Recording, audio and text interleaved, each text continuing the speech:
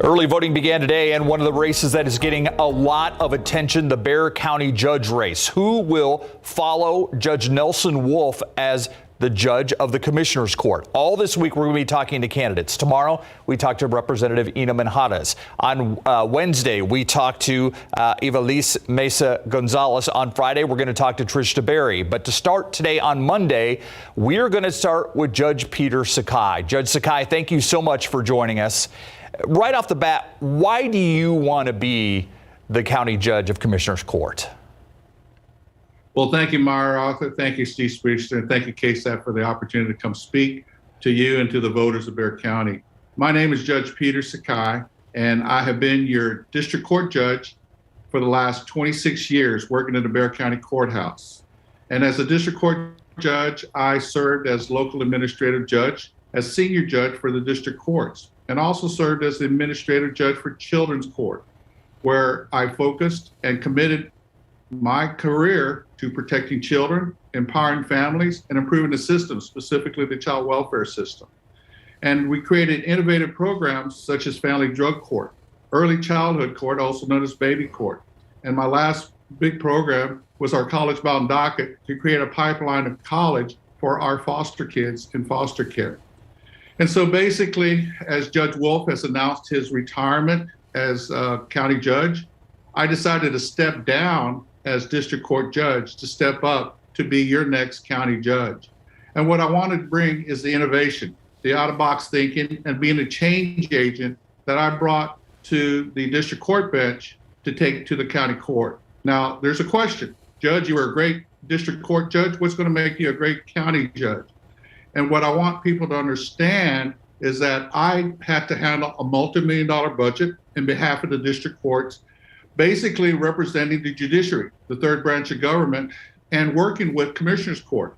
And so basically that, along with the programs we created, was to make sure that we focus on the needs and children and families of our community. I want to be child-centric and family-focused. And as you've seen, Myra and Steve, and covering those graduation ceremonies of my innovative programs, we were cutting edge and innovative to make sure that we were working to try to put children back with their family. I'm committed to a restorative justice model to empower families, to focus on the positive aspects of the families who come into our court. And that's what I want to bring to Commissioner's Court, in charge of the budgets. The big ticket items are the jail and the court system. And I'm the person that clearly has the most experience, depth of knowledge, the character, reputation to lead Bexar County. So Judge, that's the reason why I've stepped up. You certainly have been an advocate for children and for families in Bexar County for years now. Is there, when you're looking at this position, is there a challenge in particular that you think is the greatest facing Bexar County right now? Well, it's the needs of our children and families. Y'all have covered most recently the child abuse and neglect deaths that have happened with Mercedes and Danilo, the 5-year-old and 12-year-old children that were killed as a result, or allegedly, their deaths were caused by child abuse and neglect. Our needs for children and families are at a crisis level, especially in the post-COVID. We know that the challenges for economic development, for infrastructure and education, we can't view those as separate silos of bureaucracy as they apply to children and families. We're going to have to be innovative, out-of-box thinkers, and we're going to have to do things differently. I got to bring all the stakeholders to the table, and we got to make sure that all parts of our community are at the table, and that, as I have done as a judge, I have developed a reputation to listen, to make a ruling on the rule of law, and explain those rulings, and I'm going to do that as your next county judge. Talk about the jail. It's been something that certainly county after county sheriff has dealt with and county commissioners have dealt with. When you talk about staffing at the jail, how the jail is run, but also overtime at the jail, that's something that you don't really deal with as the district court judge that you have been. When you look at an issue like that, what do you bring to the table? Well, first of all, we have to recognize that the sheriff is a constitutionally created elected official in charge of that jail. And it's going to take me as the constitutionally elected county judge to work with the sheriff on those jail issues. I believe the issue is about the pay for the deputies, the work conditions, We know that the morale issues at the jail are poor because of obviously they're working some really tough decisions.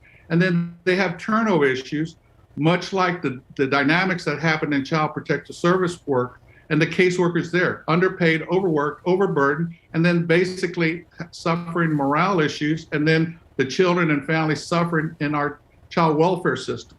I have been through that process working with CPS in the legislature. And what I'm going to bring as next county judge are the solutions that we're probably going to have to look about increasing the pay, or at least alleviating the horrible work conditions that those deputies are working in at the jail.